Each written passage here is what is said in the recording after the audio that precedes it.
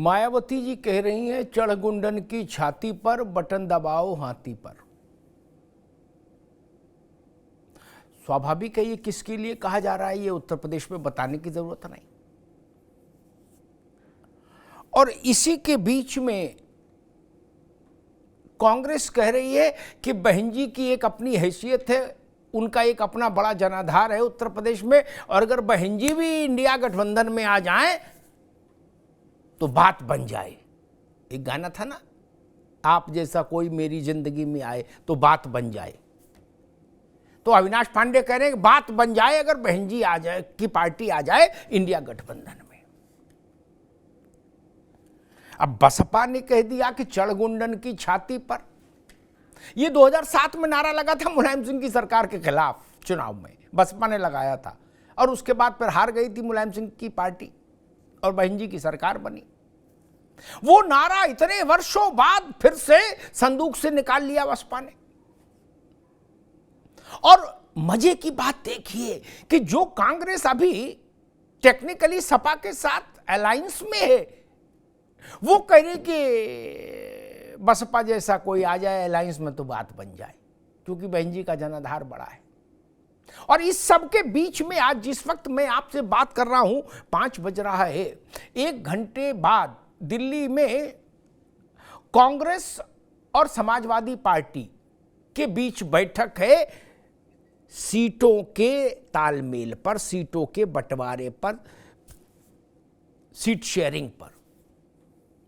अब आप सोचिए कौन किसके साथ बैठ रहा और बैठ किसके साथ रहा, बोल किसके लिए रहा।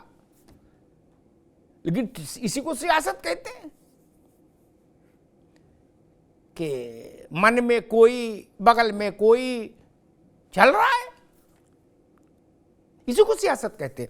अब समाजवादी पार्टी और कांग्रेस के बीच में आज जो सीटों पर चर्चा होनी है पहले चरण की, जिसमें संभवतः समाजवादी पार्टी की ओर से प्रोफेसर रामगोपाल यादव जी रहेंगे और कांग्रेस की ओर से मुकुल वासनिक और उनके साथी।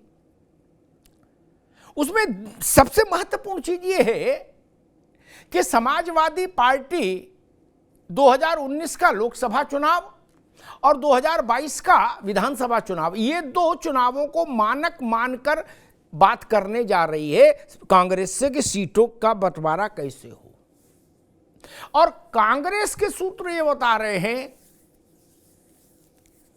कि राहुल जी ने कह दिया है कि 2009 के आंकड़े पर ही बात करेंगे, जब कांग्रेस की लॉटरी लगी थी। अब वो लॉटरी लगी दूसरे कारणों से थी, लेकिन कांग्रेसी मानते हैं कि राहुल जी के पराक्रम से इतनी सीटें आई थी 21-22।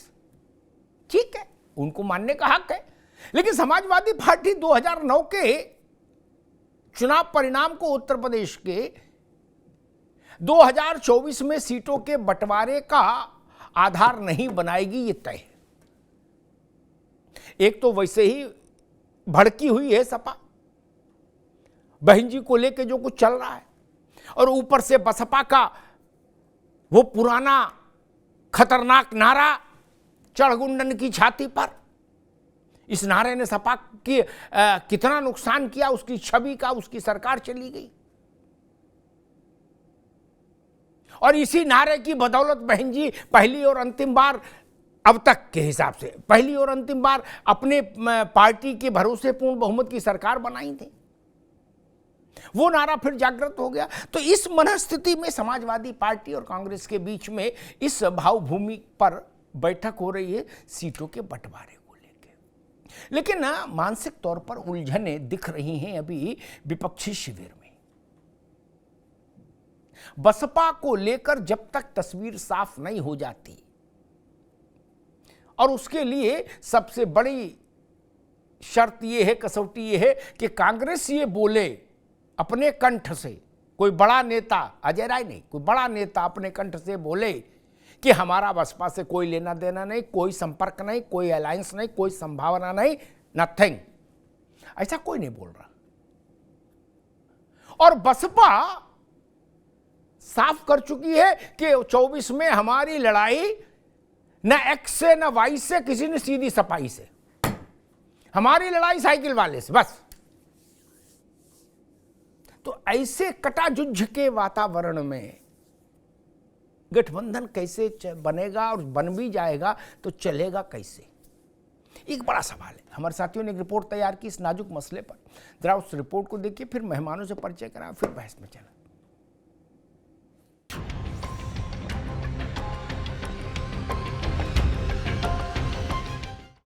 क्या अगर मायावती इस गठबंधन में जुड़ती है तो ये इंडिया गठबंधन के लिए फायदा होगा या नहीं होगा? उसके बाद का भरोसा आप दिलाओगे? बहन जी सहित प्रदेश के हर नागरिक की सुरक्षा के प्रति सरकार कृत संकल्प है। बीजेपी की सरकार है और बीजेपी की सरकार में तमाम बुलडोजर हैं। अखिलेश यादव के बाद, मायावती के पलटवार के बाद आकाश आनंद ने जो यलगार की है, उसने सपा और बसपा के सियासी दंगल में एक पुरानी लकीर खींच दी। आकाश आनंद ने सोशल मीडिया पर लिखा कि चढ़ गुड्डों की छाती पर बटन दबेगा हाथी पर। चुनावी मौसम में सियासी महफिल वैसे तो नारों के बिना बेस्वाद लगती है, लेकिन बदलते राजनीतिक समीकरणों में नारों की भाषा भी मायने रखती है।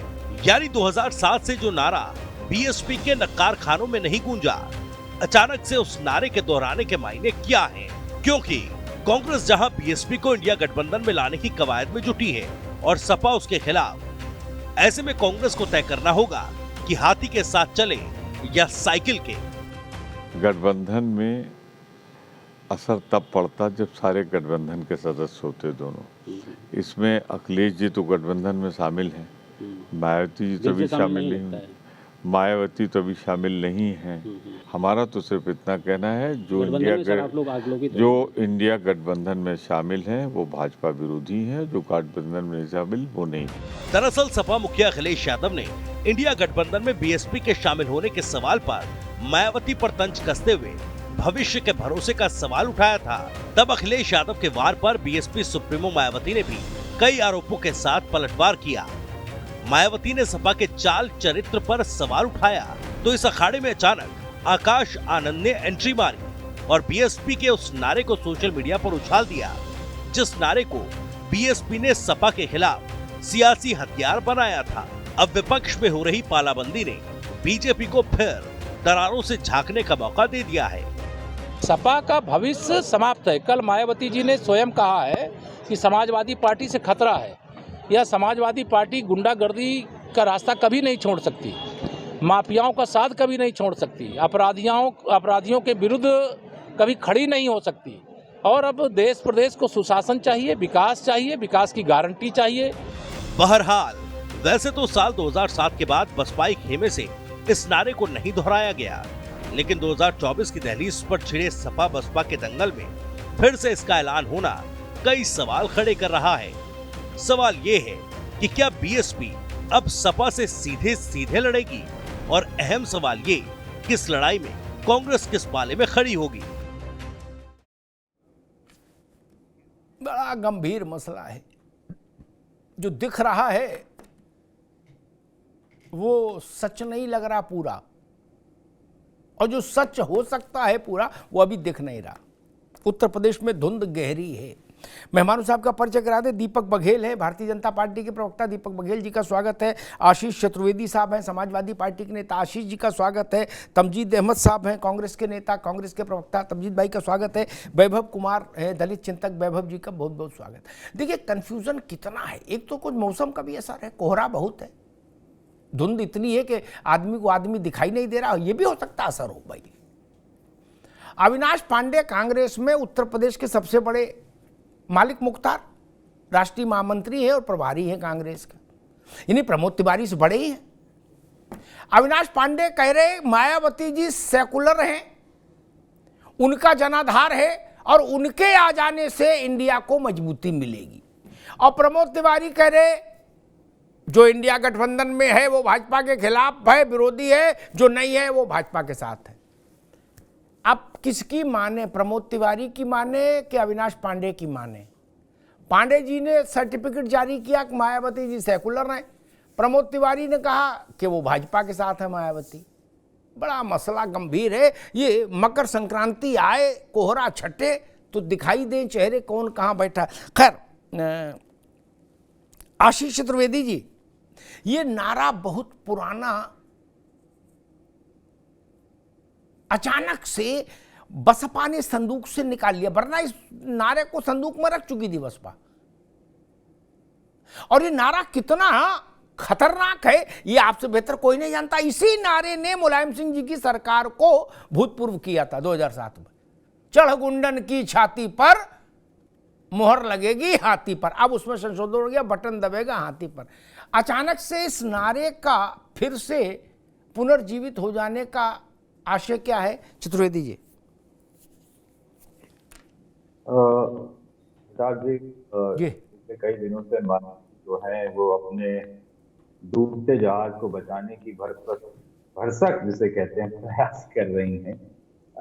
बहुत अजीब अजीब सी बातें भी कर रही हैं, और ये सब बातें बहुत आश्चर्यजनक है कि जब 2019 में उन्होंने गठबंधन किया और उससे पहले जो घटनाएं घटी, जो उससे पहले बातें हुई, उनका जिक्र 2019 के बाद अब यानी 2024 में कर रही हैं। अगर 2019 और 24 के बीच की घटनाएं होती तो कुछ औचित्य समझ में भी आता कि उनका जो कहना है, लेकिन जिन बातों को उन्होंने दरकिनारे करके, जिन आपसी मतभेद को दरकिनारे करके गठबंधन कर लिया, और गठबंधन करने के बाद अब जाकर के उसके 5 साल बाद चुनाव से पहले वो ये कह रही हैं, तो मुझे लगता है कि उनके इन सब कहने का कोई औचित्य रह नहीं गया। और वो मुझे लगता है कि पब्लिक को बहुत ज्यादा बेवकूफ समझती हैं, और पब्लिक ने उनको समझा दिया है कि जब उनके पास एक विधायक रह गया है उस पूरे उत्तर प्रदेश में, तो उनको समझ लेना चाहिए कि उनके ऐसे नारे, उनकी ऐसी बातें। लेकिन आशीष जी, एक सवाल है। आपने ठीक संख्या बताई, एक मिनट आके एक विधायक रह गया, लेकिन आपके जो बड़े भाई हैं कांग्रेस है, उसके जो उत्तर प्रदेश में सबसे बड़े हाकिम हैं पांडे जी, वो कह रहे मायावती जी का बड़ा जनाधार है, सेकुलर नेता हैं, वो गठबंधन में आ जाएं तो बात बन जाए। चतुर्वेदी जी, आप कह रहे हो मायावती को हैसियत नहीं बची, एक विधायक बचा, और आपके जो बड़े भाई हैं उनके जो सबसे बड़े हाकिम वो क्या कह रहे, सुन लीजिए जी। आशीष जी, देखिए उनकी अब मैं उनकी समझ और उनकी राजनीतिक दूरदर्शिता जो है मुझे समझ नहीं आ रही है कि वो किस तरीके से उसे देख रहे हैं। या तो वो आईने में खड़े होके देखते हैं तो कहीं ना कहीं उनको भी अपने जितने विधायक दिखते हैं और उनको अपना अस्तित्व बहुत बड़ा दिखता है, शायद इसी कारण उनको भी बसपा जो है उतनी ही बड़ी दिखती है जितनी उनको अपनी पार्टी दिखती है। यही कह सकता हूँ, और क्या कहूँ मैं। देखिए ठीक, चतुर्वेदी जी आएंगे दोबारा मैं आपके पास। मैं कांग्रेस के पास चलूंगा। तमजीद अहमद साहब, ये बचपन में खेलते थे छुपम छुपाई, हैं? ये छुपम छुपाई क्यों हो रही है उत्तर प्रदेश में? मौसम में धुंध है, राजनीति में तो धुंध नहीं होना चाहिए। अभी तक पाले ही नहीं बट पाए, कौन किस पाले में खड़ा है। बैठे इधर है, दिल उधर है, गाना गा रहे, बात बन जाए, आप जैसा कोई मेरी जिंदगी में आए, बात बन जाए। सफाई भड़केंगे ही भड़केंगे भाई जब ऐसा करोगे तो। अहमद साहब, देखिए अमिताभ जी, नमस्कार। नमस्कार भैया, बहुत धन्यवाद, बहुत दिनों बाद आपसे मुलाकात हुई, नए वर्ष की बधाई आपको। आपको भी। देखिए उत्तर प्रदेश नहीं, पूरे हिंदुस्तान की लकीर इंडिया गठबंधन ने बिल्कुल स्पष्ट खींच दी अमिताभ जी। सबने कहा, कांग्रेस पार्टी के भी जितने भी नेता हैं, चाहे वो अमिताभ, चाहे वो प्रमोद तिवारी जी हो, चाहे वो हमारे जो प्रभारी महोदय अविनाश पांडे जी, उन्होंने भी यही कहा कि मायावती जी हिस्सा नहीं इंडिया घटक दल की। लेकिन निश्चित रूप से परिवार के मुखिया होने के नाते हम लोग की मंशा है कि सेकुलर जितने भी ताकतें हैं सब एकजुट हो इस देश के अंदर।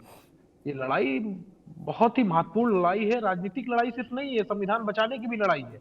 तो सबकी मंशा है कि भाई ये एक सेकुलर माइंडेड जितने भी लोग हैं वो सब लोग एक साथ आए। और जाहिर सी बात है कि अगर आज की तारीख की बात करें तो आज मायावती जी उस घटक दल का हिस्सा नहीं है, वो इंडिया गठबंधन का हिस्सा नहीं है, और ना तो ऐसी कोई अभी बातचीत है कि वो हिस्सा बनने जा रही है। बहुत आशंकाएं व्यक्त की गई, बहुत सारी बातें आई, लेकिन ऐसी कोई अभी तक के आज की तारीख तक अगर मैं कहूं तो मायावती जी उस घटक दल का हिस्सा नहीं है। और फिर मायावती जी के सेकुलरिज्म पे तो कोई सवाल नहीं खड़ा कर सकता भाई। वो जब भी, चाहे वो कमोबेश सबके साथ रही है, मतलब चाहे समाजवादी पार्टी के साथ भी उनका गठबंधन रहा है, कांग्रेस के साथ भी रहा है, भारतीय जनता पार्टी के साथ भी रहा है, लेकिन उन्होंने कभी अपने सेकुलरिज्म के साथ समझौता नहीं किया। मायावती जी इस चीज के लेके तो हम सब लोग सहमत होंगे, चाहे वो सपा के साथी हो, चाहे वो मैं तो कांग्रेस के साथी होने के नाते कह सकता हूँ, बाकी जितने भी दल हैं कमोबेश ये मानते हैं मायावती जी के सेकुलर नेता है। और दलितों के लिए उन्होंने जो किया है वो भी किसी से छुपा नहीं। तो कांग्रेस पार्टी ने हमेशा उनकी इज्जत की है। आप अविनाश पांडे जी के बयान कह रहे हैं, मैं तो राहुल गांधी जी के बयान को भी यहाँ पे उल्लेख करूंगा। उन्होंने कहा था कि मायावती जी को तो हम चाहते थे कि वो 2022 में चुनाव हुआ, हम उनके नेतृत्व में लड़े और उनको मुख्यमंत्री का चेहरा बना के लड़े, तो हम लोग तो ये चाहते थे। तो राहुल जी ने भी कहा। लेकिन आज की तारीख में अगर अमिताभ जी बात करेंगे तो हमारा महत्वपूर्ण एलाई समाजवादी पार्टी है, और समाजवादी पार्टी के महत्वपूर्ण एलाई हम हैं। और इंडिया घटक दल में हमारे जो गठबंधन के साथी है उसमें समाजवादी पार्टी एक अभिन्न अंग है। और सीट बंटवारे की बातचीत और सीट कौन कहां कितने पे लड़ेगा उस पर बातें बहुत आगे बढ़ चुकी हैं। अब समाजवादी पार्टी और हम मिलकर डिसाइड करेंगे कि कैसे क्या कहां है उत्तर प्रदेश जी, के अंदर। ठीक जो है भी फैसला होगा, जी, जो भी फैसला होगा, मैं इतना जी, आपको भरोसा दिला सकता हूं अमिताभ जी, कि जो भी फैसला होगा समाजवादी पार्टी के बिना सहमति के नहीं होगा, ये मैं आपको विश्वास दिला सकता हूं। ठीक बात अहमद साहब, उसकी बिना सहमति को तो हो भी नहीं सकता। फिर बचेगा क्या उत्तर प्रदेश में? वो अपनी दुकान अलग नहीं तुरंत शुभ मुहूर्त कर देंगे भैया। वहां तो जो कुछ बारात है सपाई की है, इसलिए वहां तो ये प्रश्न नहीं आता कि सपा। खैर वैभव कुमार जी, मैं एक विषय समझना चाहता हूं। कांग्रेस ने कहा कि सेकुलर फोर्स और कम्युनल से लड़ाई और दिस दैट, सपा कुछ कह रही है, नाना प्रकार मुंडे मुंडे मत भिन्ना, जितने लोग उतनी बातें आ रही। लेकिन मैं बहन जी का दूसरी बात के लिए फैन हूं। क्या सेकुलरिज्म का मसले, उस पर मैं नहीं जाना चाहता, वो तो अहमद साहब ने कह दिया, ठीक है। क्या मैं इस बात के लिए फैन हूं कि जो कहती हैं डंके की चोट पर कहती हैं। उन्होंने अनाउंस कर दिया कि बसपा को सपा से निपटाना है, सपा से लड़ाई लड़नी है, कोई अलायंस हो, कोई चुनाव हो, कोई मसला हो। इसलिए उन्होंने कह दिया चढ़ गुंडन की छाती पर बटन दबाओ हाथी पर। इसका क्या संकेत है? उन्होंने ये नहीं कहा हमको भाजपा से लड़ना है, उन्होंने ये भी नहीं कहा कांग्रेस से लड़ना है, लोकदल से लड़ना है, नहीं, उन्होंने कहा सपा से लड़ना है। इसलिए उन्होंने पुराना नारा फिर से दोहरा दिया छत पे खड़े होके। क्या तो अभी इतना साहस तो उन्होंने किया जब कांग्रेस उनको इशारा कर रही है हाथी को, हाथ वाले कि आजा हाथी मेरे साथी, तब ये कह देना सपा के लिए और ये अनाउंस कर देना कि हमारी सीधी लड़ाई सपा से होगी, हम सपा से निपटेंगे, ये कुछ मामला गंभीर तो हो गया वैभव जी। अमिताभ जी नमस्कार, आप सुन पा रहे हैं मुझको? आवाज आ रही है आपके पास? आ रही भैया, आ रही जी। हाँ देखिए, एक तो इशारा तो बहुत साफ है। अगर आप आकाश आनंद जी की ट्वीट को देखेंगे तो वो ट्वीट कोई स्टैंड अलोन ट्वीट नहीं है कि उन्होंने एक रहस्य में ट्वीट कर दिया। बहन मायावती ने जो 5 ट्वीट समाजवादी पार्टी को लेकर कही है उसमें 1995 का भी आपको जिक्र नजर आता है दूसरी ट्वीट में, अगर आप देखेंगे तो। और आपको मालूम है कि जो गठबंधन हुआ था विधानसभा चुनाव और लोकसभा के चुनाव में पिछली बार समाजवादी पार्टी के साथ, वो बहन मायावती ने बड़ा दिल करके गठबंधन किया था। क्योंकि 2 जून 1995 की जो घटना है वो आपको मालूम है, बहन मायावती जो है इसको हमेशा एक घिनौना कृत्य के रूप में बताती है और बावजूद उसके उन्होंने गठबंधन किया था। तो वो ये बड़ा दिल दिखाया था बहन मायावती ने। सपा की 5 सीट आई, बसपा की 10 सीटें आई। और अगर समाजवादी पार्टी इस बार चुनाव मैदान में इस इंडिया अलायंस में इस समीकरण के साथ जा रही है कि उनके 100 से ऊपर के विधायक पिछले विधानसभा चुनाव में आए हैं, तो फिर तो ये एक मुगालता है। इस मुगालते में नहीं रहना चाहिए, क्योंकि दिल्ली में आम आदमी पार्टी पूर्ण बहुमत की सरकार बनाती है, 2/3 का एब्सोल्यूट मेजोरिटी लेती है, लेकिन सातों की सातों लोकसभा की सीट भाजपा जीत जाती है। तो ये इस किसी कंफ्यूजन में नहीं रहना चाहिए समाजवादी पार्टी को कि जो पिछले विधानसभा चुनाव में जो उनके पास विधायक आए हैं उसी का रिफ्लेक्शन उनको इस बार देखने को मिलेगा। ये तो पिछले बार जो लोकसभा के चुनाव हुए थे और उससे पिछली बार जो लोकसभा के चुनाव हुए थे उसमें क्या आंकड़े थे वो बताएंगे कौन कितने पानी में है जी। और दूसरी बात यह है कि अखिलेश यादव जी की तरफ से जो बयान आ रहा है अमिताभ जी, रामगोपाल यादव की तरफ से जो बयान आया है, जो उन्होंने कहा था जब उन्होंने पत्रकार ने उनसे पूछा कि बहन मायावती का छोड़ो मायावती, तो ये जो शैली है, ये जो भाषा है, इसमें एक दलित विरोधी छवि साफ नजर आती है। अखिलेश यादव जब बहन मायावती जी के ऊपर टिप्पणी कर रहे थे, बसपा की जो टिप्पणी कर रहे थे, इस शादी कार्यक्रम में वो आए हुए थे, जैसे पत्रकार ने उनसे पूछा कि उन्होंने कहा कि उनका भरोसा कौन दिलाएगा, तो उसके बाद आपको हंसी की आवाज आई चारों तरफ से। वहां सब सपा नेता तो थे पीछे उनके। तो बसपा को लेके ये जो गैर संजीदगी है या जो मखौल उड़ाने का जो ये तरीका है ना, ये पूरे वैभव जी मैं समझना ये चाह रहा हूँ, फिर दीपक भाई के पास आऊंगा। मैं समझना ये चाह रहा था, हाथ वाले हाथी को बुला रहे हैं क्या, इसके पीछे क्या खेल है भाई? उनका गांठ तो सपाई से जुड़ी, सपा से जुड़ी कांग्रेस की अभी तक, अब वो इशारा इनको हाथी को कर रहे, ये क्या खेल है? बस मैं इस पे एक टिप्पणी चाहता हूं, फिर मैं दीपक बघेल कोई खेल नहीं है, मैं आपको बताता हूं। बहुजन समाज पार्टी का अपना एक वोट बैंक है जी। और खास बात यह है, बहन मायावती जो है वो एक बेदाग छवि के नेता है आज की तारीख में, और ये बात आपको मालूम है कि वो कभी भी इन द्वंद्व में नहीं फंसना चाहती, उनकी स्टैंड अलोन पॉलिटिक्स है, और ये बात कांग्रेस पार्टी को भली भांति पता है। और कांग्रेस पार्टी जो है वो सम्मान करती है। आपने देखा होगा कि जो गैर राजनीतिक गतिविधियां होती हैं उसमें कितनी बार ऐसा हुआ, बहन मायावती के पिताजी का जब निधन हुआ था तो वहां पे उस समय मल्लिकार्जुन खड़गे और प्रियंका गांधी सुबह उनके 3 त्यागराज मार्ग के कार्यालय पहुंची थी। तो ऐसी कोई खटास नहीं है। लेकिन मैं इतना बता दूं कि अखिलेश यादव जिस टोन और शैली में बात कर रहे हैं कि गारंटी कौन लेगा, नहीं ठीक वैभव जी, ठीक है, तब तो बड़ा मुश्किल है भैया। अगर कांग्रेस 2 नावों की सवारी करेगी, गांठ सपा से जोड़ेगी और इशारा बसपा को करेगी, तब तो मार हो जाएगी, ये नहीं चलेगा ना। कांग्रेस में एक बात क्योंकि सपाई भी उतने बौरे नहीं है ना। सपा और कांग्रेस जो है वो 17 के चुनाव में साथ आए थे, आपने देखा था, तो उसका भी आपको परिणाम मालूम है। और बिना बसपा के कोई विनिंग अलायंस यहाँ उत्तर प्रदेश में बनता नहीं है। बहन मायावती क्या करेंगी, कब करेंगी, वो समय बता देगा। ठीक वैभव, दीपक सही है, आते वैभव आते हैं दोबारा मैं आपके पास। दीपक बघेल जी, मायावती जी ने इन्हें कहा कि हम बस भाजपा से लड़ेंगे, और उनने ये भी नहीं कहा कांग्रेस से लड़ेंगे, उनने कहा हम सपा की ईंट से ईंट बजाएंगे। लो कर लो बात, इसका क्या मतलब है? आप भाई, अब लोग तो कहते हैं कि भाजपा के साथ कुछ मामला ठीक है। अच्छा, बड़ी बात है, 2 राष्ट्रीय पार्टियां, बघेल जी इस पे थोड़ा प्रकाश डालो, अभी एकदम दिमाग में आया। 2 राष्ट्रीय पार्टियां, चतुर्वेदी जी आप भी इस पे सोचना, 2 राष्ट्रीय पार्टियां भाजपा और कांग्रेस, दोनों के हृदय में मायावती जी के लिए सम्मान है, इतना रोज छलक रहा है, और मायावती जी भी दोनों का एहतराम करती हैं। क्या धै तेरे की सभा के ही साथ है बस। कल हमने केशव जी को सुना, आज केशव मौर्य जी को सुना, उनने कहा भाई बहन जी बड़ी नेता है, कौन भाई का लाल उनको खतरा पहुंचा सकता है, पूरी सरकार उनके पीछे खड़ी रहे। और कांग्रेस तो कही रही है कि बहन जी से बड़ा नेता कौन है, जनाधार है, सेकुलर है, वो आ जाए तो बात बन जाए। दीपक बघेल जी, ये रिश्ता क्या कहलाता है?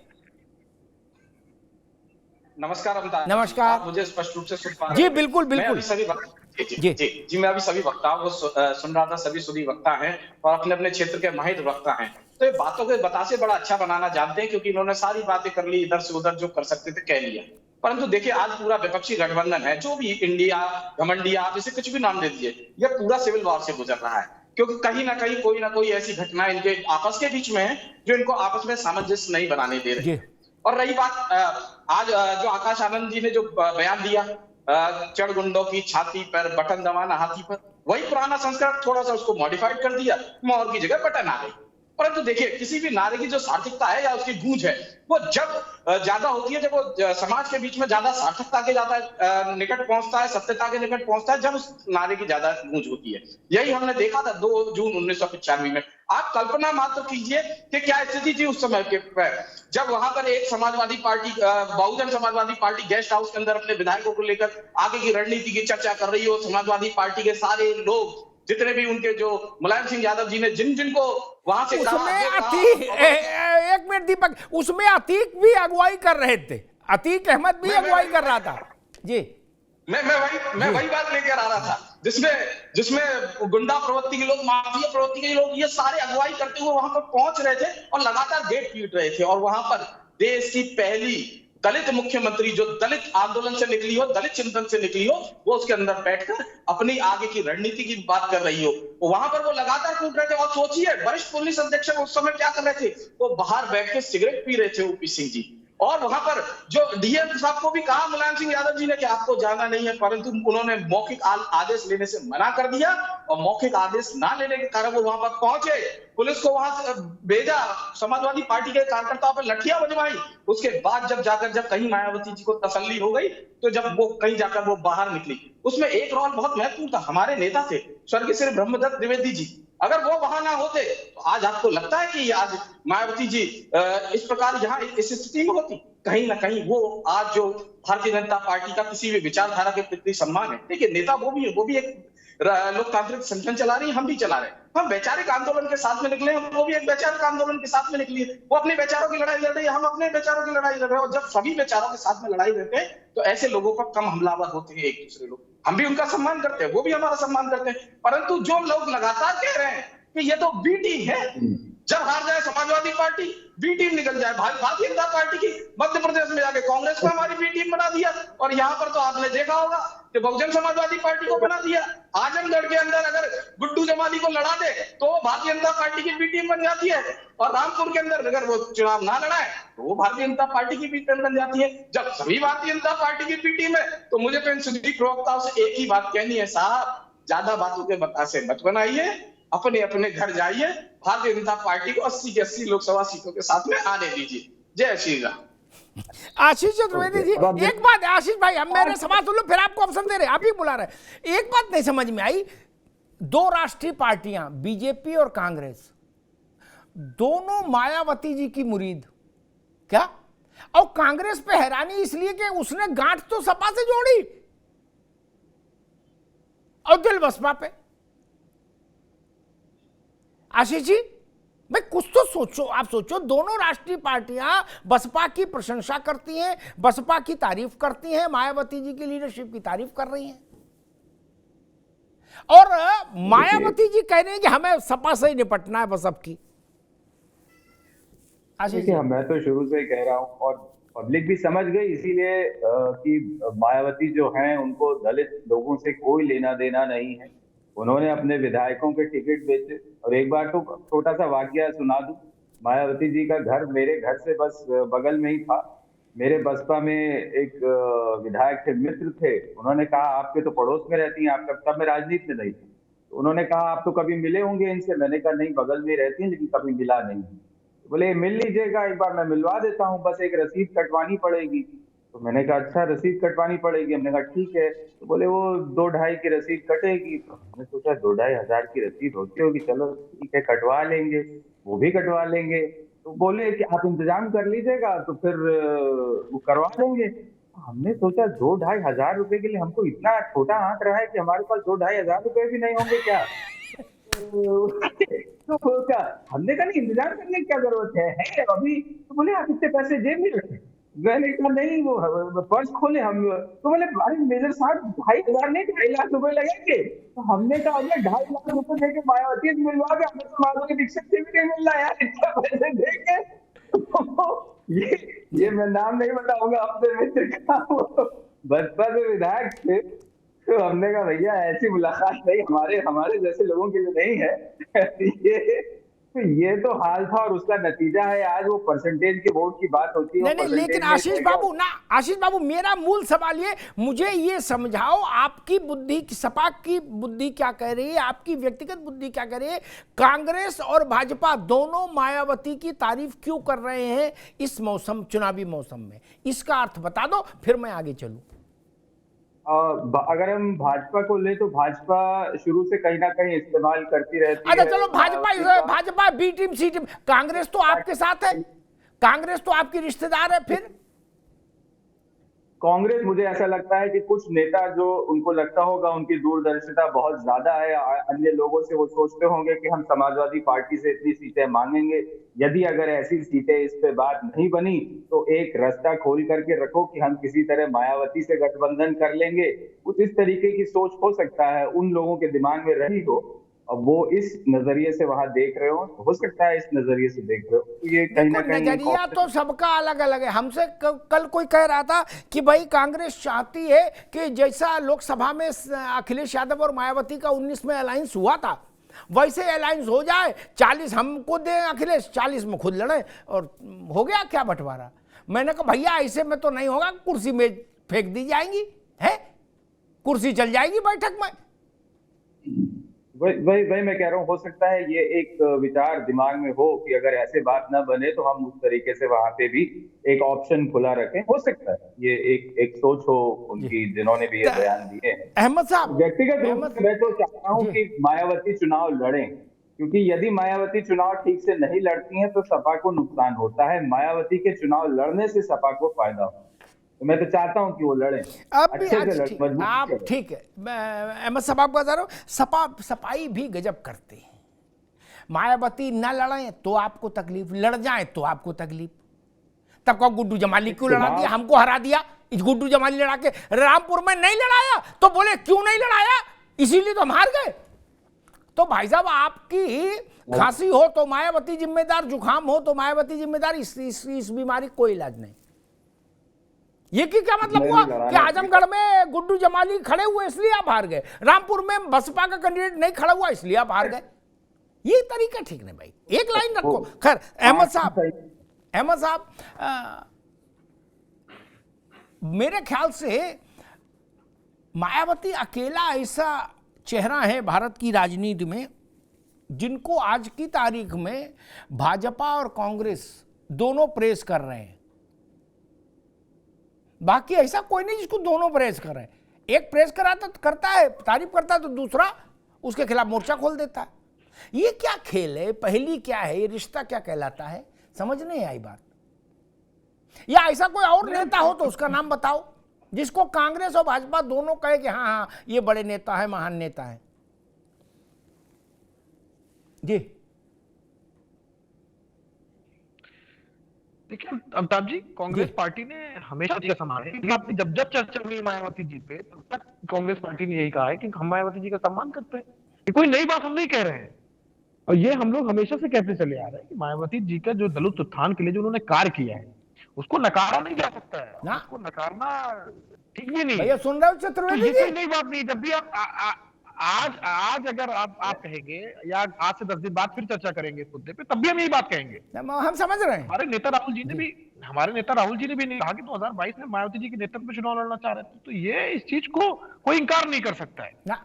लेकिन ये भी सच्चाई है अमिताभ जी, हमें यथार्थ में रहना चाहिए। जो सच है उसी पे रहना चाहिए कि हमारा जो महत्वपूर्ण घटक दल है वो समाजवादी पार्टी है। इंडिया घटक दल का मायावती जी हिस्सा नहीं है। सच्चाई को नकारा नहीं जा सकता अहमद साहब, और ना सिर्फ समाजवादी पार्टी हमारे घटक दल का हिस्सा है, बल्कि सीट बंटवारे में भी अखिलेश यादव जी का बहुत महत्वपूर्ण योगदान होने वाला है। वो उस कमेटी का महत्वपूर्ण हिस्सा है। तो जाहिर सी बात है कि जो भी फैसला होगा उत्तर प्रदेश के परिप्रेक्ष्य में वो समाजवादी पार्टी और कांग्रेस मिलकर बैठ के करेंगे। यहाँ कोई कंफ्यूजन नहीं। अगर मायावती जी के कार्यों की सराहना कर रहे हैं तो इसका मतलब ये नहीं कि हमारा उनके साथ पॉलिटिकल कोएलिशन हो गया है। इसका मतलब ये है कि हमने हमेशा से जब भी हमें मौका मिला है या मिलेगा मायावती जी की सराहना करेंगे दलित के उत्थान के लिए जो उन्होंने काम किया। ठीक बात है। वैभव कुमार जी, एक लोक जीवन की बात बताता हूं, सियासत की नहीं, लोक जीवन की, क्योंकि लोक जीवन से तो सियासत है। मेरी बात से दीपक जी, आशीष जी, अहमद साहब सब सहमत होने चाहिए। एक बिटिया का ब्याह पड़ोस के लड़के से तय हो गया। क्या जब एक बार परीक्षा हो गई, विवाह तय हो गया, गठबंधन हो गया, तब उससे पहले जो लड़का देखा था शाहजहांपुर में, उसकी तारीफ नहीं की जाती ना, फिर तो छोड़ दिया जाता उसको। भाई अब जिससे हो गया वो उसी की बात तारीफ की जाएगी, नहीं। लोक जीवन का तो नियम यही है मित्र। इसीलिए मैं बार बार सवाल उठा रहा हूं कि मैं रहस्य नहीं समझ पा रहा कि भाजपा और कांग्रेस दोनों के हृदय से लोटा भर भर के सम्मान निकल रहा है बाहर। क्या देखिए वैभव जी मैं बताता हूं आपको। यही देखिए सबसे बड़ी दिक्कत समाजवादी पार्टी की यही है कि साथी तो वो कांग्रेस के हैं और कांग्रेस उनकी साथी है, मीटिंग भी हो रही है, सीट शेयरिंग की भी बात कर रहे हैं, लेकिन तारीफ कांग्रेस के नेता बहन मायावती ही करते हैं, क्योंकि उनको बहन मायावती की अहमियत राजनीति में, उनका जो कद है उसकी पहचान भी है। और दूसरी बात यह है कि वो जो समाजवादी पार्टी सीटों के बंटवारे को लेकर जो दबाव रखना चाहती है, देखिए समाजवादी पार्टी चाहती है हम खुला खेले उत्तर प्रदेश में और एक डोमिनेंट पार्टनर बन के रहे, और ये बात कांग्रेस को पता है, इसीलिए कांग्रेस चाहती है कि लार्जर अलायंस बने। हालांकि बहन मायावती अपने पत्ते नहीं खोल रही है, ना वो अभी खोलने वाली, ये बात सही है, लेकिन ये परेशानी तो हो रही थी ना। देखिए, और सपा कांग्रेस की बात तो आपको मध्य प्रदेश याद ही आ गया होगा, जब अच्छा हम कह रहे चलो भाई आपकी आप एक मिनट आपकी बात मान लेते हैं, फिर भाजपाइयों के मन में हिलोरे क्यों उठ रही हैं बहन जी को लेके? वो भी कह रहे हैं बहन जी महान नेता है। मैं बता दूं आपको कि समाजवादी पार्टी की राजनीति का फलसफा ये है कि ध्रुवीकरण जब जब होगा और जब जब भाजपा मजबूत होगी, उधर समाजवादी पार्टी का भी आने वाली राजनीति में फायदा होगा। वो चाहते हैं कि ध्रुवीकरण हो। आपने पिछले चुनाव में नहीं देखा था जिन्ना का जिक्र किसने किया था? ये सारे सांप्रदायिक मुद्दे कौन उठा के लेकर आया था? और देखिए, दलित प्रेम, पिछड़ा प्रेम मैं आपका बताया हूं, अभी आशीष जी कह रहे थे, दलित प्रेम सपा का देखिए इतना जबरदस्त है कि जैसे ही सरकार बनी उनकी, उन्होंने सीधे अंबेडकर पार्क के ऊपर टिप्पणियां की, मान्यवर कांशीराम साहब के नाम से बनी सारी योजनाओं के नाम बदल दिए गए, और उधर महापुरुषों के नाम पे, पिछड़े वर्ग के महापुरुषों के नाम पर छत्रपति शाहू जी महाराज, ज्योतिबा फुले नगर बनाया बहन मायावती ने, सारे जिलों के नाम बदल दिया आपने। अरे एक तो छोड़ देते कम से कम, पंचशील नगर बनाया, रविदास नगर बनाया, सब जिलों के नाम आपने रिवर्ट कर दिए। और तो और किंग जॉर्ज मेडिकल कॉलेज का नाम बहन मायावती ने बदला था, ज्योतिबा फुले के नाम पे रखा था, आपने वो भी बदल दिया। तो ये सब काम कौन कर रहा था? और आपको नहीं याद कि ये मुजफ्फरनगर का दंगा किसके कार्यकाल में हुआ था? तो दूसरी बात ये है कि कांग्रेस पार्टी को पता है कि समाजवादी पार्टी का भी अपना कोई वोट बैंक नहीं है, जिसको वो अपना कोर वोट बैंक कहते हैं वो 6% है, उसमें से आधे से ज्यादा तो भाजपा की तरफ जाता है। नहीं, ऐसा नहीं होता अगर, तो पिछली बार डिंपल यादव क्यों चुनाव हारती कन्नौज से? बदायूं से क्यों हारते धर्मेंद्र यादव? और मुस्लिम समाज का जो वोटर है उसको एक बात पता नहीं, गारंटी, एक मैं अपनी बात खत्म कर रहा हूं, अखिलेश यादव गारंटी की बात कर रहे थे ना बीएसपी की। देखिए, बीएसपी गारंटी मैं आपको बताता हूं कि बीएसपी की गारंटी यह है कि बीएसपी की सरकार में कोई दंगा फसाद नहीं होता, कोई सांप्रदायिक दंगे नहीं होते। वो ये कह रहे हैं बहन जी गठबंधन में कब तक रहेंगी इसकी गारंटी नहीं कोई दे सकता, वो ये कह रहे थे। नहीं, वो तो बहन जी की ही गारंटी कह रहे थे ना। तो ये बहुत साफ सीधी सी बात है। और मैं आपको बता दूं कि उत्तर प्रदेश की राजनीति में बसपा जो है वो प्रासंगिक है, प्रासंगिक रहेगी, और सपा का तो वोट उत्तर प्रदेश में ही है ना। कांग्रेस को बाकी राज्यों में अगर तालमेल बिठाना होगा तो समाजवादी पार्टी के पास कहां वोट है? राजस्थान में, मध्य प्रदेश में कहां वोट है? बसपा का 4 से लेकर 6% का वोट है सभी राज्यों में, भले ही इन 4 राज्यों में उनकी सीट ना आई हो, राजस्थान को छोड़ के। तो इसलिए कांग्रेस को बसपा की अहमियत पता है, और ये जो नारा लगा है ना, ये पुराने तेवर नजर आ रहे हैं।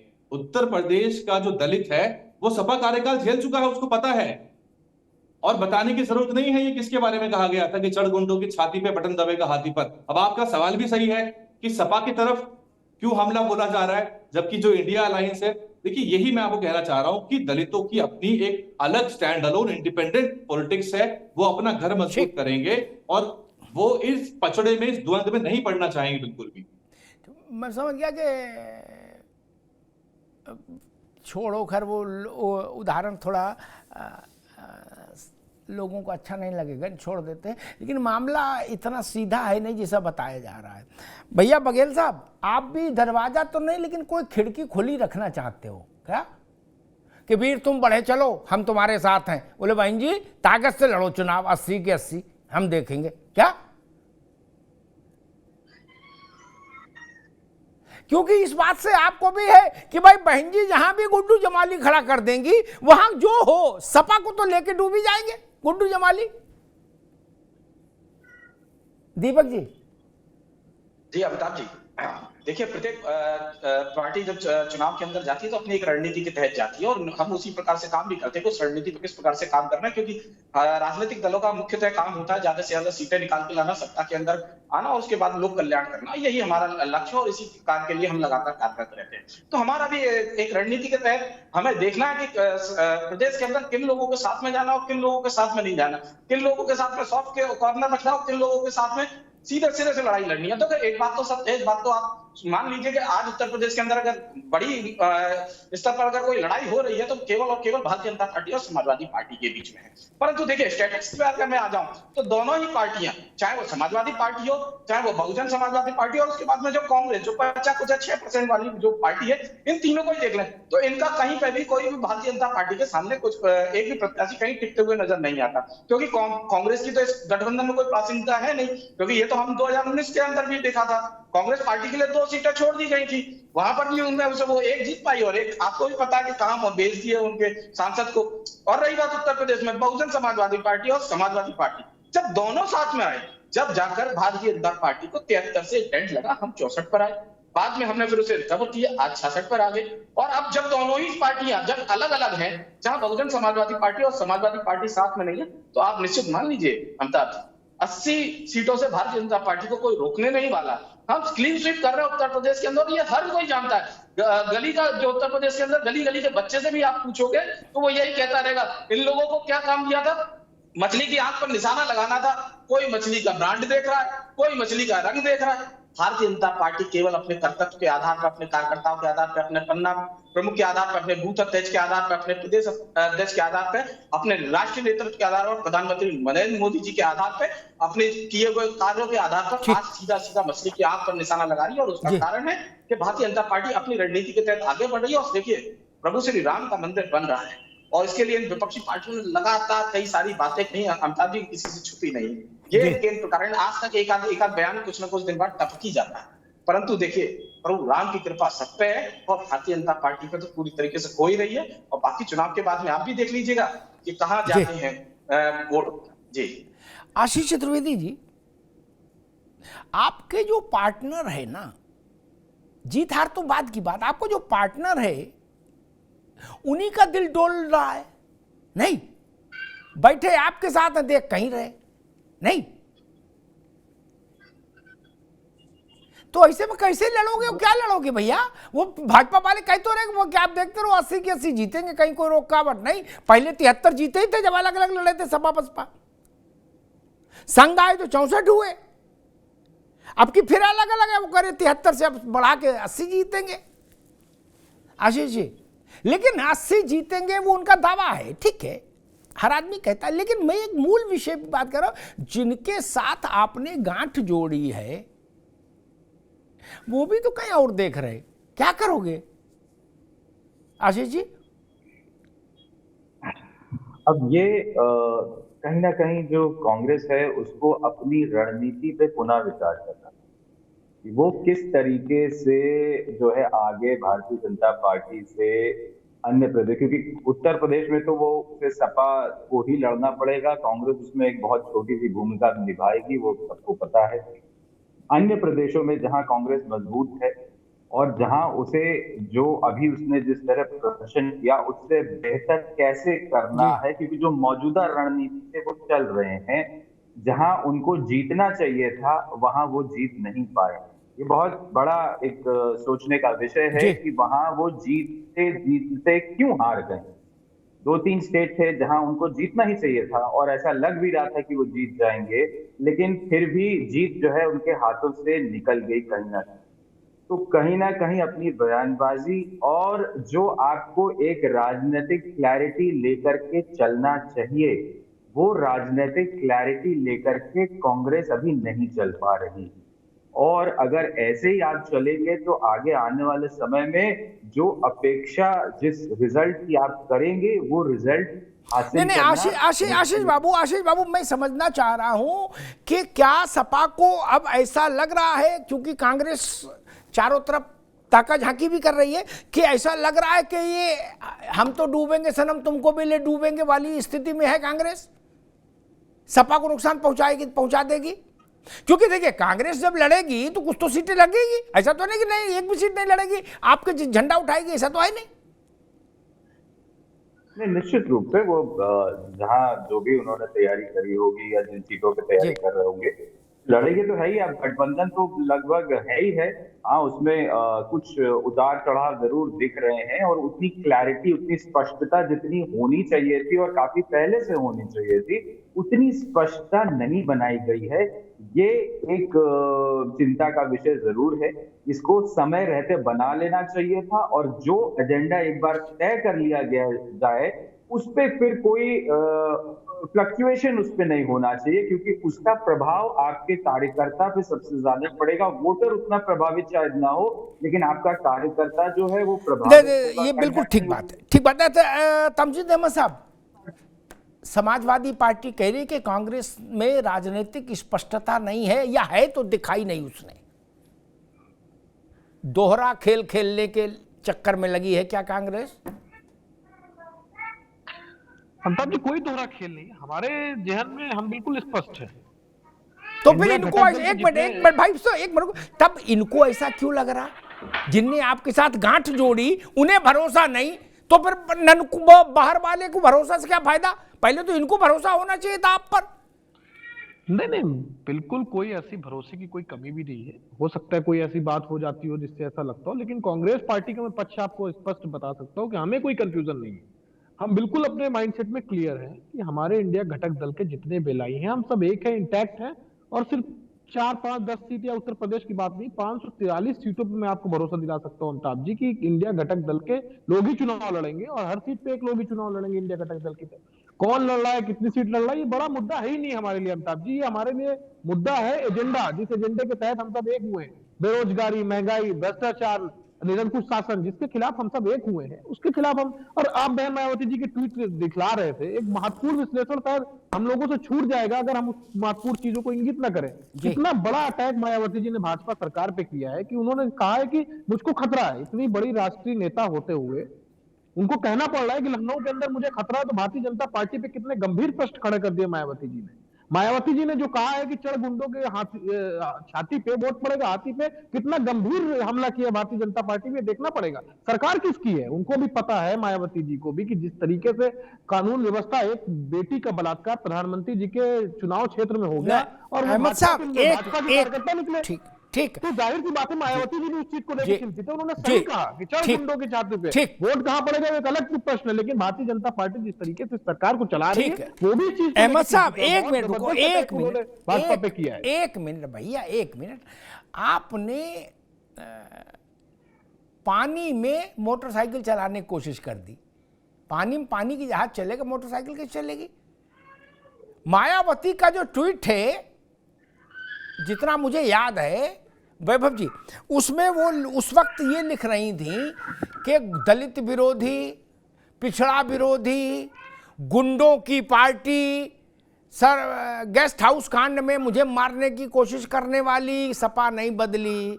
जिसमें वो ये लिख रही थी, उस ट्वीट को रिट्वीट किया है आकाश ने, और उसके ऊपर लिखा चढ़ गुंडन की छाती पर बटन दबेगा हाथी पर। इसलिए दाएं बाएं ना भागो भैया अहमद साहब ना, सरकार ना, अरे रुक जाओ, हम बता तो रहे। अरे रुक जाओ भाई, अरे रुक जाओ भाई, थोड़ा धैर्य रख लो। मायावती ने या आकाश ने, वैभव, मायावती या आकाश ने भाजपा की सरकार से कोई शिकायत नहीं की। इनफैक्ट, रुको भाई, बीच में नहीं बोलो। और इनफैक्ट मायावती, और सब लोग जानते हैं कि मायावती जी का जो जीवन बचा था गेस्ट हाउस कांड में, वो भाजपा के ब्रह्मदत्त द्विवेदी और अन्य लोगों के कारण बचा था। और आज भी मायावती ने तो कहा नहीं, उन्होंने कहा अखिलेश यादव वो पुल बनवा गए ताकि मैं खतरे में रहूं। उन्होंने क्या भाजपा बनवा गई? अब कांग्रेस कह रही है कि ये तो भाजपा पे हमला है। मेरी समझ में नहीं आ रहा भैया। वो कह रहे हैं चढ़ गुंडन की छाती पर, और कांग्रेसी इस बात में खुश है, कह रहे कि भाजपा के लिए कह रहे हैं। देखिए, बात तो बहुत साफ सीधी सी है सर, कि बहन मायावती जी और अखिल और आकाश आनंद जी ने एक बहुत साफ सीधी लकीर खींच दी है। एक बात बताइए कि इंडिया गठबंधन का हिस्सा तो बसपा है नहीं, उसके बावजूद भी बहन मायावती और बसपा, इनकी मीटिंग और आपसी चर्चाओं का विषय बनी रहती है। एक तरफ समाजवादी पार्टी कहती है कि एक सीट है, कोई महत्व तो है नहीं, लेकिन सारे दिन टिप्पणी तो बहुजन समाज पार्टी के ऊपर ही करते रहते हैं, और टिप्पणियां भी तल्ख, मतलब एक तो आपके गठबंधन का हिस्सा नहीं है, और दूसरी बात आपको इस बात से भी दिक्कत है, भले ही बहन मायावती ने अभी तक साफ कर दिया हो कि हम नहीं इसका हिस्सा बनने वाले हैं, और ये उनकी स्पष्ट रणनीति है आज की तारीख में, लेकिन सपा ने तो साफ ही कर दिया ना अपनी तरफ से कि अगर बसपा आती है तो भाई हम आउट है। जी तो फिर सारी टिप्पणियां बसपा के ऊपर क्यों हो रही हैं? तो आप इतने परिपक्व हैं, परिपूर्ण हैं आप, तो फिर आप राजनीति करिए अपनी आराम से। तो ये साफ सीधी बात है और ये लकीर बहुत सीधी खींची गई है। इशारा किसकी तरफ है? ये आकाश आनंद जी चाहते तो उसको अलग से भी ट्वीट कर सकते थे, लेकिन उन्होंने बहन जी की सपा के देखो, ऊपर जो सपा सारे आते हमले पिछड़ों की के ट्वीट है। साथ साथ जबरदस्त दलित विरोधी पार्टी है। जब मायावती तो जी ये उत्तर लिख प्रदेश रही का थी दलित तब दलित उन्होंने जानता कहा है इस कि बात गुंडों को। की छाती पर हाँ। चढ़ना है। एक बात जरूर मैं आपको बता दूं कि कांग्रेस पार्टी की एक दिक्कत ये है कि तेलंगाना में जिस तरह से उनको एक जीत मिली है और उससे पहले कर्नाटक में मिली है, वो ये बात समझ रहे हैं कि अगर उत्तर प्रदेश का मुसलमान जो है वो बसपा की तरफ जाता है, दलितों का मुसलमानों का जो एक गठजोड़ बनता है, तो वो गठबंधन होने के बावजूद भी एक विनिंग फॉर्मूला रहेगा और कांग्रेस भी इस बात को जानती है। तो इसीलिए कांग्रेस जो है अपने कार्ड ओपन रख रही है। कांग्रेस जो है वो एक तरह से पॉजिटिव एटमॉस्फेयर रख रही है। लेकिन मुझे समझ में नहीं आता, आपको मालूम है शिवपाल यादव जी ने 1995 की घटना का जिक्र करते हुए भी टिप्पणी की है एक मीडिया चैनल के ऊपर। क्या उसका जिक्र करते हुए भी टिप्पणी करी है उन्होंने और उस तरह के रेफरेंसेस लेके आए जा रहे हैं। तो ये अपमानजनक शैली जो है, बहन जी ने कहा एनफ इज एनफ। इसीलिए आपने देखा कि बहन मायावती ने एक दिन 2 ट्वीट किया, अगले दिन उनको फिर 5 ट्वीट करने पड़े लगातार और उन्होंने सीधे तौर पे पुरानी सारी बातें याद दिला दी कि कौन मुझे लग रहा है ये पिछड़ा संख्या विरोधी बढ़ती है। जाएगी। आशीष चतुर्वेदी जी, आपने सुना वैभव को, वो कह रहे हैं कि कांग्रेस अपने दरवाजे खुले रखना चाहती है, संभावनाओं के द्वार खुले रखना चाहती है, ऐसा इंप्रेशन है उधर क्या, जिधर आप गांठ जोड़े हो? तो देखिए, हर एक राजनीतिक दल स्वतंत्र है अपना फायदा नुकसान देखने के लिए और सब राजनीतिक दल देखते भी हैं। मायावती अपना फायदा देख रही हैं कि ताज कॉरिडोर में बची रहें, इसलिए वो जो है भाजपा के साथ हैं और भाजपा उनको अरे भाई, आप भी क्या कर रहे हो? कहा ताज कॉरिडोर में बची रहने, कांग्रेस से थोड़ी ना बची रहेंगी। मैं भी बोलूंगा और आप भी सुनेंगे। ये जो गठबंधन है, केवल मायावती को जो इतना गमन है उसमें बचाए रखने के लिए भारतीय जनता पार्टी इनको ये छूट देती है कि मायावती जो है उल्टे सीधे आरोप समाजवादी पार्टी पे लगाएं चुनाव से ठीक पहले। ये भारतीय जनता पार्टी के इशारे पे ही हो रहा है। तो इसमें और इसमें इसीलिए उन पर कांग्रेस कुर्बान क्यों है? कभी जो इनके पास एक विधायक है वो इसीलिए है, भले ही जो राजनीतिक विशेषज्ञ हो उनको ये ना दिखाई देता हो कि कितने विधायक हैं, तो समझना चाहिए कि पब्लिक बेवकूफ नहीं है। आप कोई भी चीज, कहीं का ट्वीट, कहीं का ये घटना लेके आ जाइए, वोट वो आपके काम पे देखकर ही देते हैं और मायावती को उन्होंने दिखा दिया है कि उनके पास कितना वोट है। बस ये है सच्चाई। आशीष जी, आपने जो बात कही उस पर मुझे एक बात ध्यान आ गई, फिर मैं बघेल साहब के पास जाऊंगा। मुझे लग रहा वो बात कहना यहाँ बहुत जरूरी है ताकि तथ्य स्पष्ट रहे। आजमगढ़ चुनाव का रिजल्ट आया दोपहर में, तो 5 बजे के आसपास, यानी रिजल्ट के घंटे 1.5 घंटे के भीतर समाजवादी पार्टी ने ऑफिशियली, तमीज अहमद साहब आप भी, तमजीद अहमद साहब आप भी सुनिएगा, ऑफिशियली एक ट्वीट किया और मुझे स्मरण है ट्वीट। उस ट्वीट में उन्होंने कहा कि 2014 से अब तक सपा को सारे चुनाव हराने की सुपारी बसपा ने ली। क्या? तो भाई साहब, आशीष जी, उनका एक एमएलए जीते चाहे एक भी ना जीते, ये तो सपा ऑफिशियली मानती है कि 14 से लेकर अब तक जितने चुनाव हारी पार्टी उसके लिए बहन जी ही है जिम्मेदार। तो उनकी हैसियत तो अपने आप बढ़ गई। नहीं, जब आपने ऑफिशियली ये घोषणा कर दी कि हमारे हर चुनावी हार के लिए बहन जी ही जिम्मेदार हैं, तो अब उनकी हैसियत में तो सवाल नहीं उठ सकता फिर आशीष जी? नहीं, बात हैसियत की नहीं है, बात राजनीतिक, जिसे हम कहते हैं कि उनका क्या अस्तित्व है। अब वोट तो ओवैसी साहब भी काटते हैं, वोट तो कोई भी कहीं खड़ा हो जाएगा, वो कोई 10 वोट काटेगा, कोई 100 वोट काटेगा, कोई 1000 वोट काटेगा। वोट तो जहां भी कोई खड़ा हो जाता है वो आदमी कुछ ना कुछ वोट तो पाता ही है। अब बस ऐसा कहीं कहीं हुआ है देखने को कि हाँ किसी बेचारे प्रत्याशी को उसके घर वालों ने भी वोट नहीं दिया, ऐसा अब कई जगह देखा गया। वो छोड़ दिया जाए तो वोट तो हर कोई काटेगा उनका, इसमें तो कोई दो राय नहीं है। ये तो अब जितना अच्छा प्रत्याशी होगा उतना अच्छा वोट वो खींचेगा अपनी व्यक्तिगत छवि पे, और राजनीतिक दल की जितनी भी वहां रीच होगी उसके हिसाब से। तो कहीं ना कहीं ये तो, लेकिन इसको बताने के अलावा मैं खुद ये इससे कि ये कह देने से तो बात नहीं बनेगी ना। समाजवादी पार्टी ने एक बार कह दिया ठीक है, लेकिन अब उसके बारे में सोचना भी तो समाजवादी पार्टी को ही है ना कि उस चीज को कैसे हमें बैलेंस आउट करना है। सिर्फ कह दिया, आपने बात याद दिला दी, ठीक है ये चीज, लेकिन अगर समाजवादी पार्टी ने वहां जो कहा उसके बारे में अगर आगे उसको नहीं सही किया तो आगे फिर वही चीज घटेगी। नहीं तो फिर एक फिर ट्वीट कर देंगे, उसमें 24 भी जोड़ देंगे, क्या जा रहा है? फिर तो बात नहीं बनेगी भाई। एक ट्वीट ही तो करना, उसमें 12 14 से चले, 14 17 19 22 24 और जोड़ देंगे, वही ट्वीट फिर से ताजा हो जाएगा। बोले सुपारी ली थी बहन जी ने। दीपक बघेल साहब, जो ना एनडीए में है पार्टी ना इंडिया में है, सबसे ज्यादा चर्चा उसी की क्या, और सबसे ज्यादा दोनों राष्ट्रीय पार्टियां का दिल उसी पार्टी के लिए भावों से भरा हुआ नजर आ रहा मुझे। नहीं, कुछ तो खेल है दोस्त। नहीं, ये रिश्ता क्या कहलाता है, ये मामला है, कुछ तो है जिसकी पर्दादारी है। अमिताभ जी, देखिए मैंने आपसे पूर्व के वक्तव्य में कहा कि देखिए प्रत्येक पार्टी जब चुनाव के बीच में जाती है तो अपनी कोई ना कोई रणनीति लगाती है, और भारतीय जनता पार्टी भी अपनी रणनीति के तहत आगे बढ़ रही है। देखिए मैंने आपसे सबसे सर्वप्रथम वक्तव्य मैंने आपसे कहा था सिविल वार। सिविल वार का छोटा अर्थ नहीं था, आप केवल उसे बहुत एक शब्द के रूप में ना लें। सिविल वॉर इसका मतलब यह है कि आंतरिक इनके संबंध इस प्रकार के हैं कि एक दूसरे पर कितना भी भरोसा करना चाहें, परंतु ये भरोसा नहीं करते, एक के साथ में जाते, हाथ मिलाते हैं, मिलते हो, पीछे से चुगली करके आते हैं, फिर दूसरे की तरफ राह देखते हैं शायद ये भी हमारे साथ मिल जाए, तो जिससे मिल के आऊं पहले उसको निपटाऊं।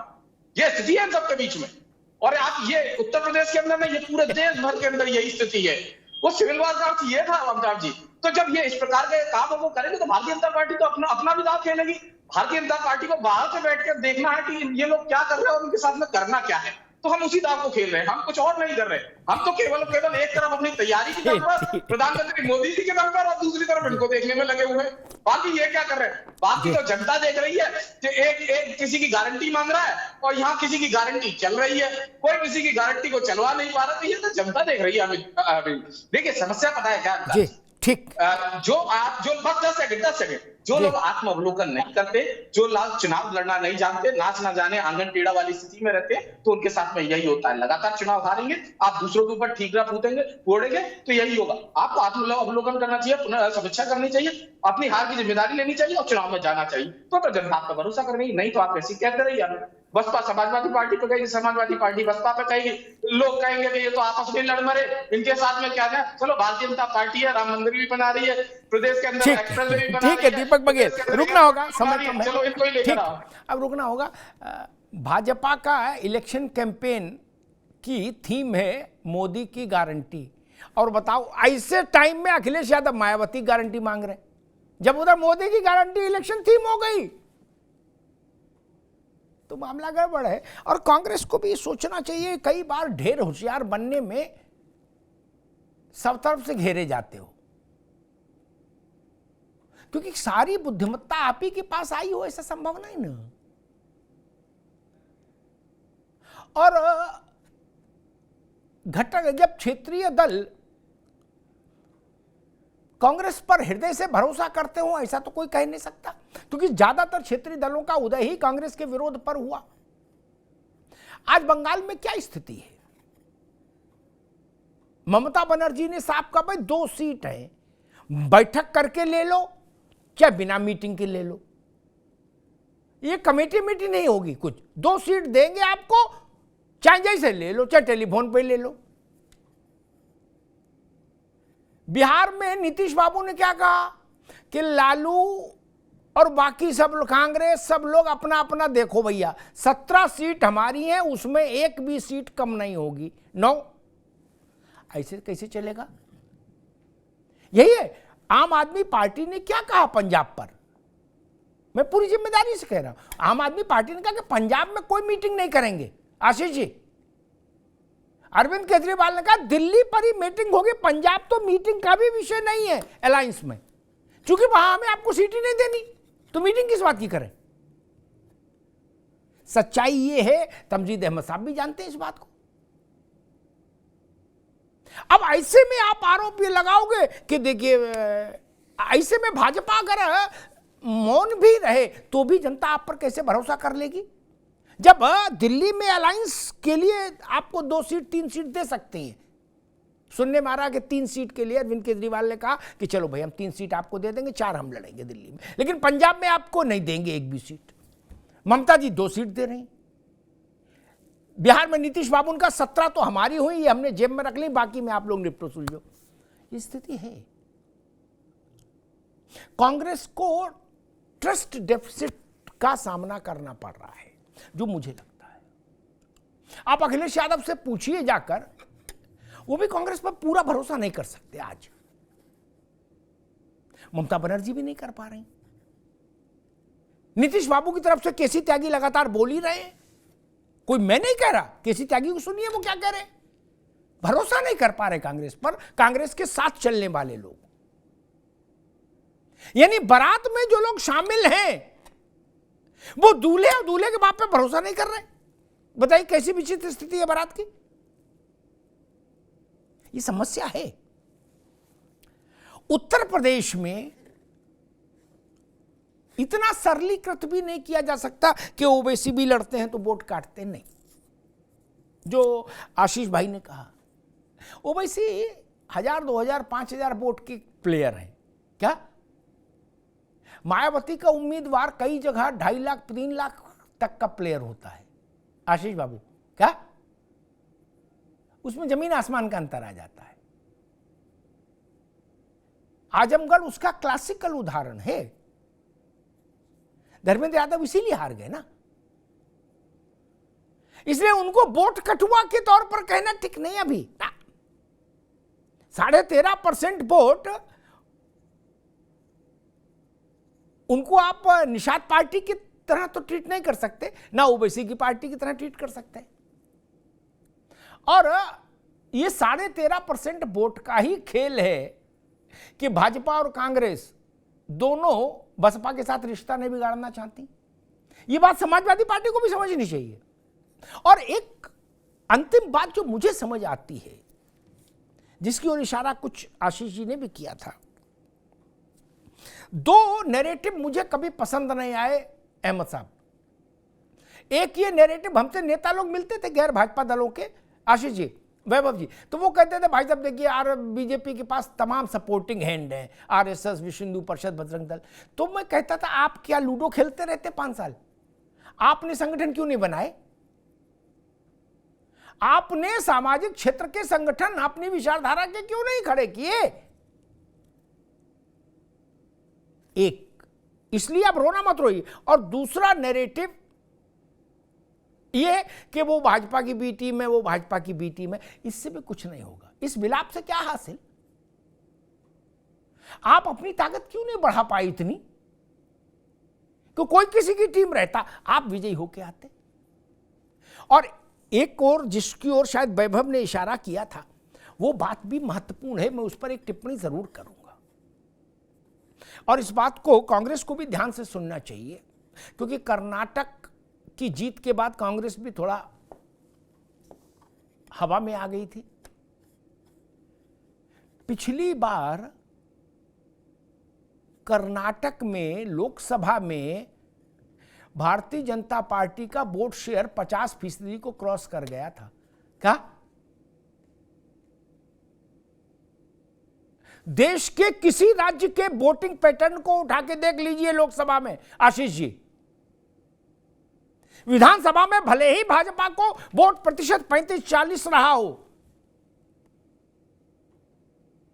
या उससे भी कम रहा हो, लेकिन लोकसभा में उसने विधानसभा से 5%, कहीं 7%, कहीं 10% और कहीं 12-13% तक की हाइक ली है। इसलिए 2022 के 37% सपा के वोट से 2024 के लोकसभा चुनाव का प्रेडिक्शन नहीं हो सकता, क्योंकि लोकसभा चुनाव में यह मसला सामने होता है कि प्रधानमंत्री चुनना है, मुख्यमंत्री नहीं। तब किसी राज्य में ऐसा हुआ हो तो हमको बता दीजिए। 18 में कांग्रेस मध्य प्रदेश, छत्तीसगढ़, राजस्थान जीती थी और 19 में उन तीनों राज्यों में मिला के कांग्रेस को 1 या 2 सीट मिली थी लोकसभा की, बाकी सब में सुपड़ा साफ था। कैसे हो गया?